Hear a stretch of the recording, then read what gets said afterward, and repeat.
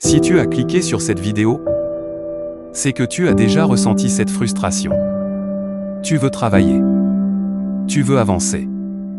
Mais ton esprit s'échappe. Une notification. Une pensée inutile. Un bruit dans la rue. Et en quelques secondes, tu es déjà ailleurs. Alors tu te juges.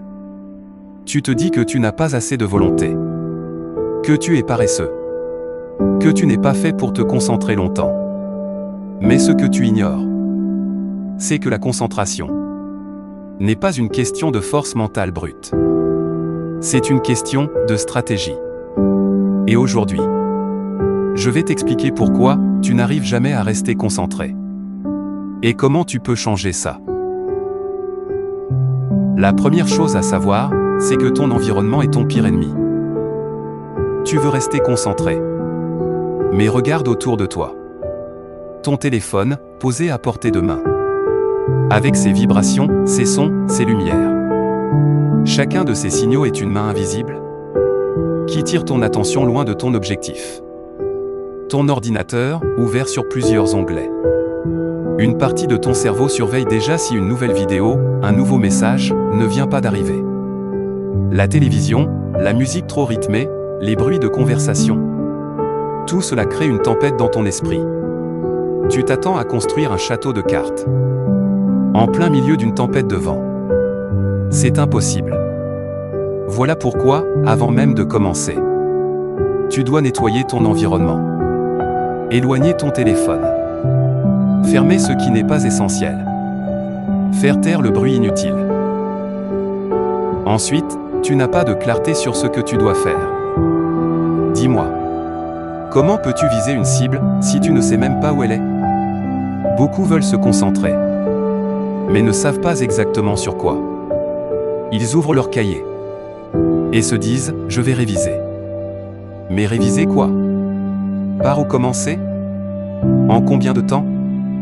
Cette absence de clarté, c'est comme avancer dans un brouillard épais. La concentration, c'est comme un rayon laser. Elle ne devient puissante que lorsqu'elle est dirigée vers un point précis. Alors avant de commencer, définis la tâche.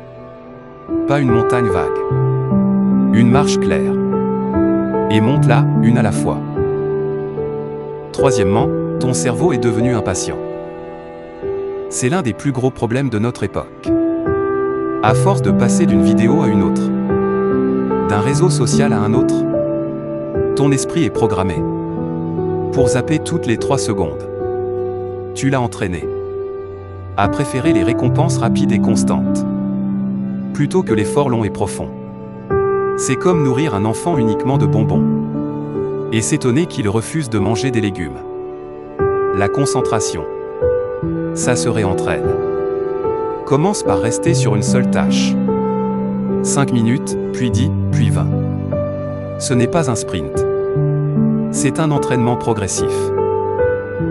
Le 4e et dernier point est que tu oublies que la concentration, c'est une ressource limitée. Tu crois que tu peux rester concentré indéfiniment. Mais ce n'est pas vrai. Ton cerveau consomme de l'énergie à chaque seconde d'attention. Plus tu te disperses, plus tu brûles vite cette énergie. C'est pourquoi tu dois planifier tes moments de travail profond, aux heures où tu es le plus alerte. Et ne pas gaspiller cette énergie sur des choses sans importance. Maintenant, tu comprends pourquoi tu n'arrives jamais à rester concentré. Ce n'est pas que tu es faible. Ce n'est pas que tu n'es pas capable. C'est que tu te bats avec un environnement bruyant. Un objectif flou. Un cerveau conditionné à se disperser. Et une énergie que tu gaspilles sans le savoir. La solution, ce n'est pas de forcer ton esprit à rester attentif par la force. C'est de créer les conditions qui rendent la concentration naturelle. Élimine les distractions. Clarifie tes priorités. Entraîne ton esprit à rester sur une seule chose à la fois. Et protège ton énergie comme si c'était ton bien le plus précieux. Parce qu'au fond, la concentration n'est pas un don. C'est une arme. Et cette arme, tu peux l'aiguiser chaque jour.